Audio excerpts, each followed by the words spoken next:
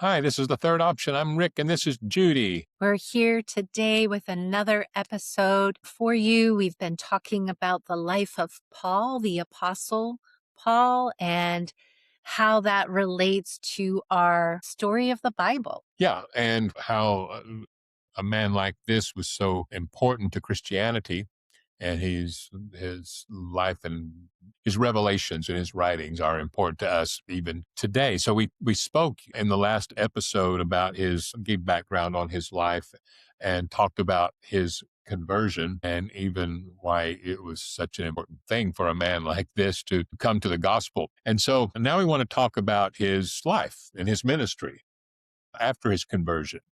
So after his conversion, he goes through this time of, well, and first out, immediately he does start preaching, right? He, In he preaches Damascus. in Damascus Yeah. to the very people he was supposedly bringing the letter to kill the people who were preaching that. He was immediately opposed. Right. And I think he couldn't stay long. Right.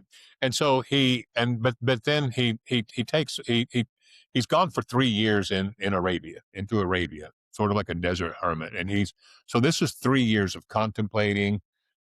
What just happened? Yeah. My whole life, everything I believed is topsy-turvy. He's sorting through what he believes, why he believes it, and what just happened to me. Right. And so there's probably confusion. There's definitely growth. And so after 3 years, he comes back to Damascus, right? And that's where he's preaching again about Jesus.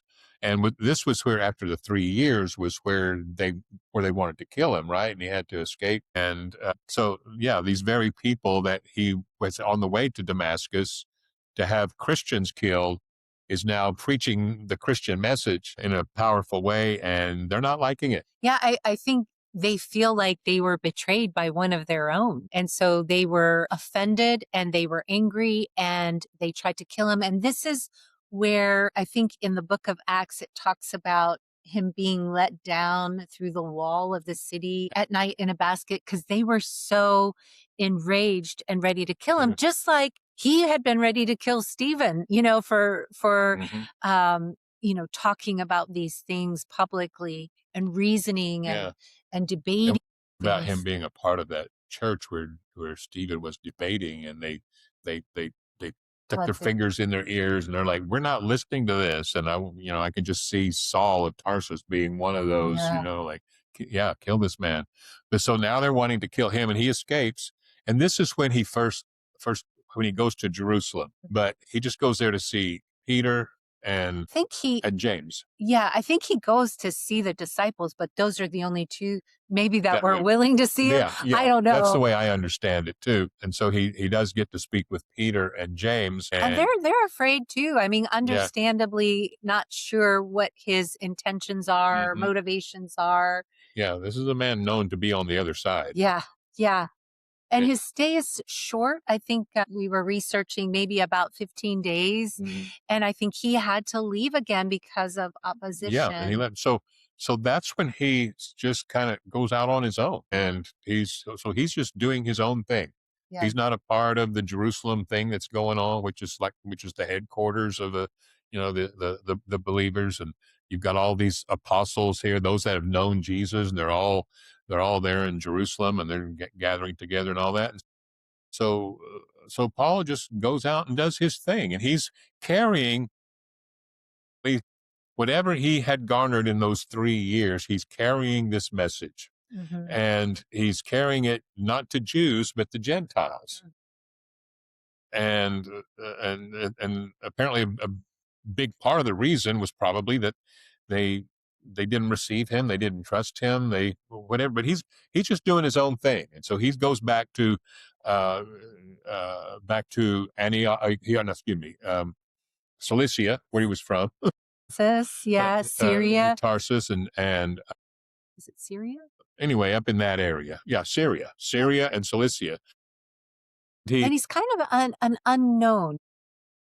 He's really, a lot of people call these the hidden years, like a decade of really obscurity. He's not Doing his own thing. famous. He's not, a big deal. In fact, there's really very little recorded about that time, but he's kind of just, I think, getting his sea legs, right, with Hmm. this message Yeah. and how it can apply not just to Jews, to everyone. And if that's true, let me make friends with some Gentiles and Mm. let me interact with them. And that's what he did. And then there was a man that recognized that Paul could be beneficial to the cause, right? Because Barnabas was one of those of Jerusalem. He And was in the church of Antioch, which was really the central where they started calling themselves Christians. That's where I would say the main church. Would I don't know if you could say that. and was it already known by that before Barnabas and Saul already got there, or did they establish the church there? I don't think we know. I think that Barnabas saw that this church was starting to fill up with Gentiles. And wasn't he going to be sent to Antioch, or was he living there already?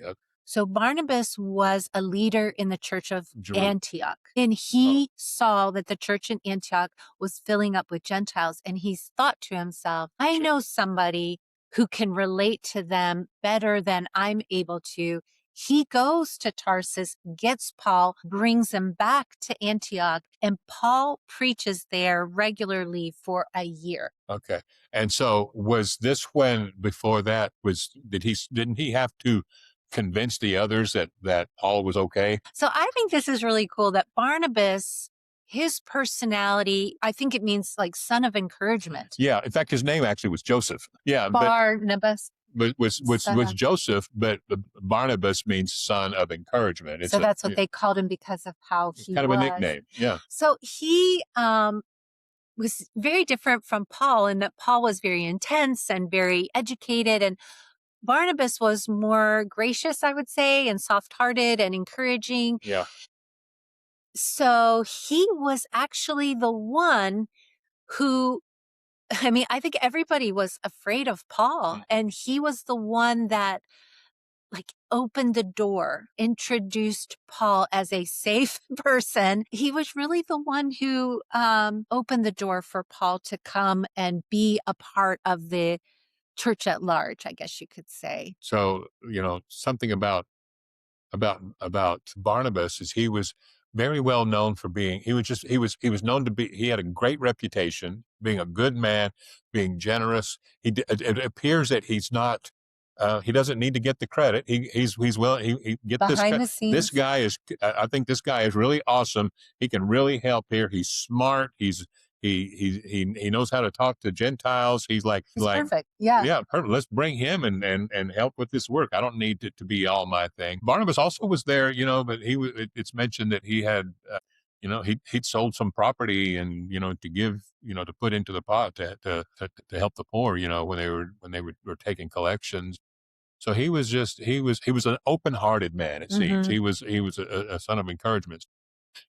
Thank God for Barnabas, who really helped Paul gain some traction Yeah. in his ministry. And Paul actually and Barnabas also was a mentor. I mean, he was one of those men that just he had a heart for other people and for ministry. And he was Paul's mentor in ministry, along with some others. About a year after they had, Paul had been preaching in Antioch, Barnabas and Paul decide to go off on a missionary journey. And this first missionary journey, they brought along a young believer, John Mark. And I think that John Mark was a cousin to Barnabas. So they brought him along. And I don't know, about halfway through the journey, for whatever reason, there's a lot of contradiction about it, but John Mark goes home. He abandons ship, abandons them on in the middle of the mission field, and We don't know why. if he was afraid, if he was having trouble with the way Paul was running things, I Some don't say he know. might have even missed his mother. We don't know. Yes. So anyway, when they came back and they decide to go on the second missionary journey, Barnabas wants to bring John Mark again. And Paul is adamant, no, like, no way. I can't trust him. He's not, reliable. Barnabas, who's this encourager, wants to give John Mark a second chance. Paul is having none of it. And Which is the it's, heart of an encourager is probably more yeah, that way, right? yeah, Right. He's learned some things. Let's give him a second yeah. chance. Yeah. He's matured a little bit. But anyway, it says in the Bible, it was such a sharp disagreement that they parted ways.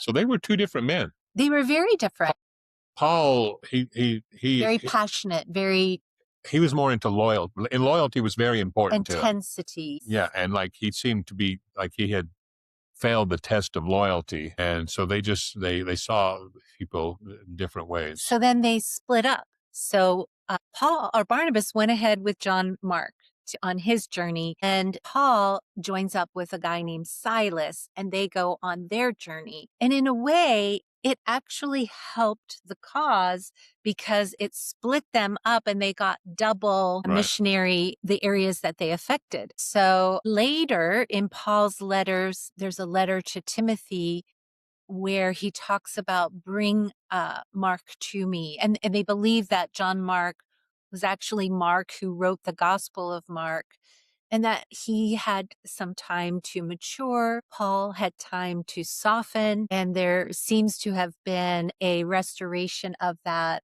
relationship because Paul said he's of great value to me. And so I just think it's interesting that even these early church leaders had incidences and personalities rubbing against each other. And God used all of it because don't you know, God needs encouragers and people who are, giving second chances. And he also needs people who are disciplined and intense. And he uses all of that. We are all parts of a very big expression of God, aren't we? Yeah. And it also the how Barnabas's ability to encourage and how effective it was because Mark became pretty awesome. I mean, Mark Yeah. became very, very good and very important. And so Yeah. Barnabas gave him a second chance, but also with the way that he ministered to Mark, he probably was very patient with him. And Mark grew and he grew into something that even Paul recognized was like, I want him with me.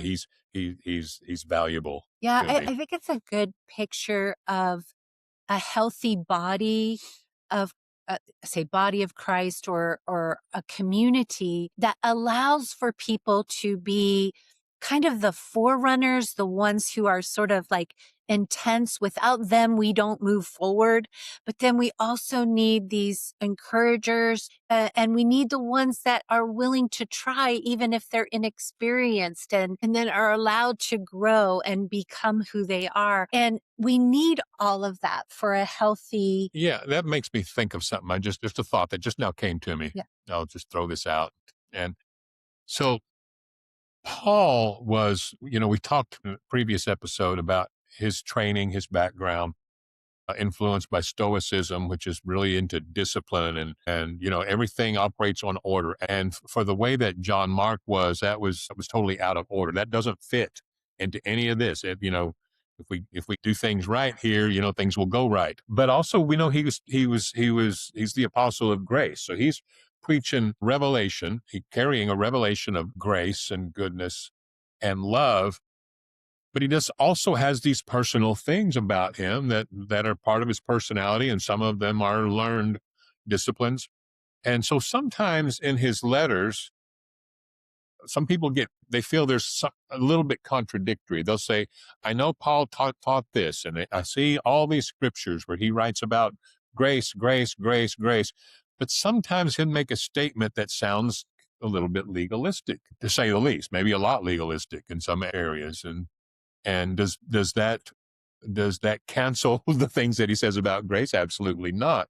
But I wondered, this is my thinking out loud just now, I just wondered if maybe that's why sometimes we see some of those things where he does also believe in the disciplines and things like that.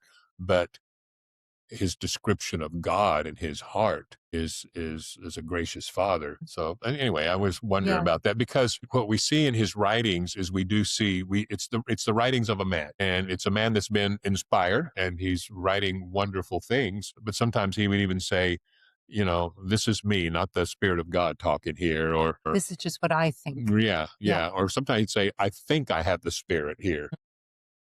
But he'd say, but if not, we don't have any customs like that, So anyway, sometimes I think when we're reading the Bible, we have to remember that we're reading from men, and they can both be talking about the same Jesus. Peter can write about him, Paul can write about him, but they're dealing with different things too, and so they've got different gripes. Paul, we'll find in his ministry, his big gripe is he does not like these Judaizing legalists imposing things on people. So he talks more about that than the rest of them do. Maybe later on, John would talk about he's dealing more with the Gnostics or something. Um, anyway, we don't want to discount the fact that we see um, a person's humanity in their writings, as we should, Yeah. as we should. I think that's why it's so fascinating to really do a deep dive into the background of the man and see how that beautifully is used to express the things of God, and how each of us can be different, bringing equally inspired, beautiful things into the world, and that we don't all have to idolize one person and make everything have to fit in that. Right, because personality. none of us are God. We're not. None of us are the whole of God. I'm not. You're not. Certainly, Paul, even Paul the apostle. I think we can almost We can, deify him because yeah, his writings are in the Bible. yeah. We can almost make him infallible. And we can admire him and Yeah. we can be thankful for him. And there can be nuance, I guess, is what I'm saying. I think he's brilliant. I think he's a fascinating human being to study. And, some of the places that he reached, he was in Asia Minor, he was in Greece, throughout the Roman Empire, all these areas he traveled into. He started churches there. It takes a certain kind of human to start a church, to begin a work among people. Trust me, I know that. I succeeded in doing it one time. He was doing it multiple times.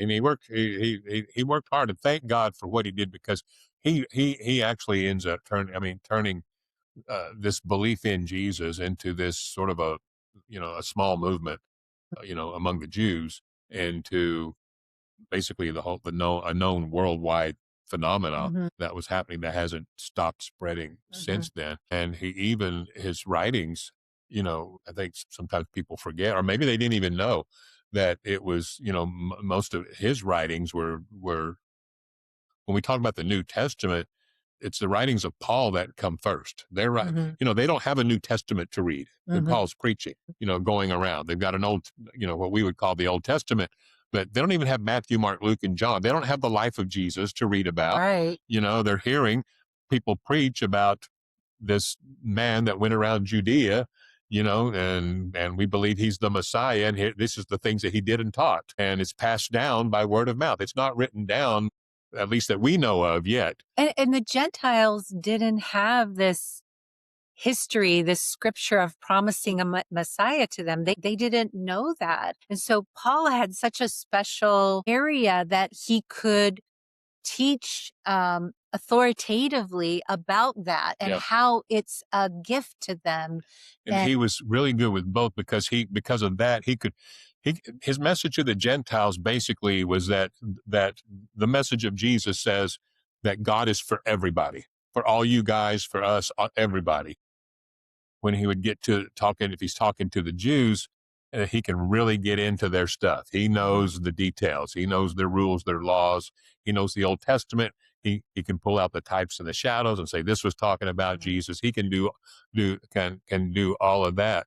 So what we call the New Testament, first, from what I've read, it looks like probably Galatians was the first, or at least one of the very first letters that we have from the writings that we call the New Testament.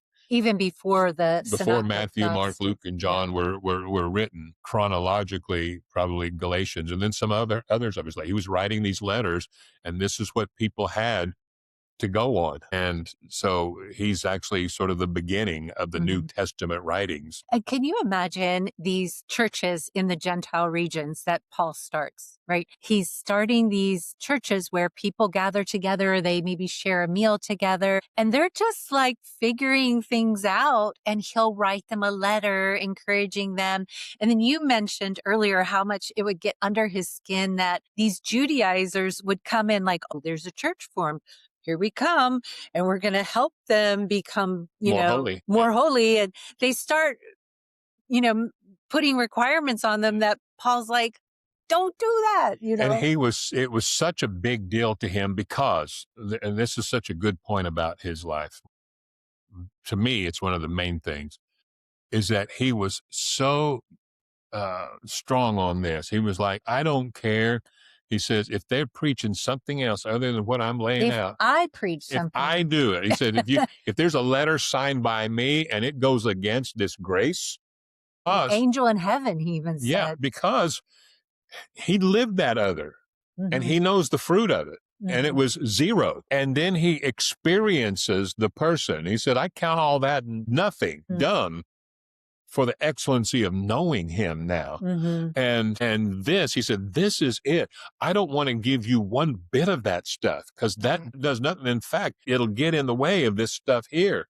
It'll distract you and it'll make it harder for you. I want this thing wide open for you to know that God is with you, for you, in you, and it's in him you live, move, and have your being. And there are none of those requirements for this. And it really, you could see it would actually anger him that people would try to bring in some kind of a teaching that says, no, you also need to do this, because he had eaten all of that before. And he's like, no, that tree doesn't have the good fruit. This one does. And so he was so grace crazy. People talk about hyper grace in this day. Well, he would use that term, that it is hyper grace. He said it's an unquantifiable grace, more than you can measure, more than you can imagine. So, where's the limits on that? And that's how crazy he was about this. Thank God he was, because he talked about it and talked about it and wrote about it and wrote about it, wrote about it. And we have all of these letters and all of these writings that we can crack open our New Testament, and just in the great vast majority of it, it'll be something he's saying about God's grace and his goodness and his love and his beauty. His life has influenced, his influence is seen more than anybody else in the Bible. And it was certainly made during that time, and it carries over all the way into this day. It's really where we learn about grace, faith, even salvation, what that means. It was a totally different thing than the Jewish system had kind of embraced and kind of had gotten kind of bogged down with. It broke open that old wineskin, and it was something very new and in some ways threatening to people, and they wouldn't have it. But for us, these letters to the Romans, to the Corinthians, to the Thessalonians, the Philippians, these things are all things that have brought us an awareness of grace, of faith, of salvation. So he lived a life putting his stake in the ground and saying, this is it. It's grace upon grace. And he lived his life preaching it and writing it, establishing churches built on it. And then he finally was arrested, when we come to the end of his life. He's taken to Rome. As a Roman citizen, he appealed to Caesar. That's how he ended up in Rome. Yeah. And he lived there in prison, a house prison, for many years. And wrote letters. And then he was executed, we believe, by Nero. Yeah. In 64, 67. And this was just a little bit before the destruction of Jerusalem was about to happen. Yeah. And so he didn't live to see that, the fulfillment of those things, but he filled that time of ministry virtually all the way up until that time. And he left a legacy. So what do we say about, I say he was instrumental in saving the church from being a legalistic sect that believed what Jesus said, but he turned it into this great grace movement, that included everyone. and it went wild. And even the legalizers the legalists that believed in Jesus, they couldn't corral it and they couldn't hold it down. And he was attacked by it. He was attacked by even, like, he called them false brethren, but they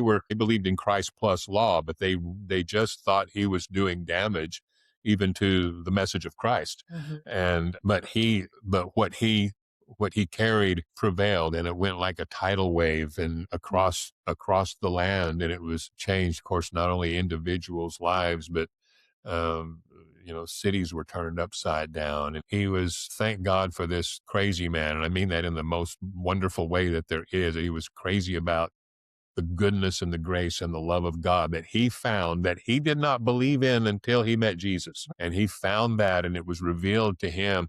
And he would finally end up saying things like, you know what? I'm convinced that nothing can separate us from this love of God. Height, depth, principality, death, nothing can separate us from that. Well, when he was a separatist, which is what Pharisee means, he certainly didn't believe that. But Jesus did with him what he does with all of us, is that he didn't come to change the Father's mind about us. He came to change our mind about the Father. And he certainly did that in Paul. And because he did that to this particular man, it ended up helping to change a lot of people's lives. And I'm thankful for Paul's writings, because it sort of gives legality to the things that are being revealed in our heart, that we believe in God's goodness and his mercy endures forever and all of those things. And we can easily go to the writings of this man who God personally gave a revelation Mm-hmm. of how good he was, showed Paul a love that he didn't know existed, a grace he didn't know existed, a mercy that he had no idea what the depth of it was, and revealed these things to him. And Paul would write these flowery letters like, grace, peace, and mercy be multiplied unto you through knowing Jesus Christ our Lord. He would write Galatians and Ephesians, which are like the mountaintops of beautiful scripture, the way that he would describe God. And that's what we endeavor to do with our podcast. And whenever we speak publicly, we often look at each other and say, today we get to say something good about God. And Paul certainly lived a life of doing that. And what we're doing here is just laying the groundwork for the next several podcasts and series of podcasts. Is we're going to start looking in more detail in these different letters. I think next week we'll start with the book of Romans, and we'll be sort of looking into that and dissecting. And showing some things that have been vastly misunderstood that he wrote also. It'll be a lot of fun. I think it'll be interesting. So we hope this has been a blessing, that it's helped kind of give a little bit of a background, a little bit of a backstory to Paul and who he is. And as he writes these letters to different churches in the regions, I think we'll learn a lot. Oh yeah, knowing these kind of things opens the Bible up in such a way to where we can freely just receive abundance of revelation.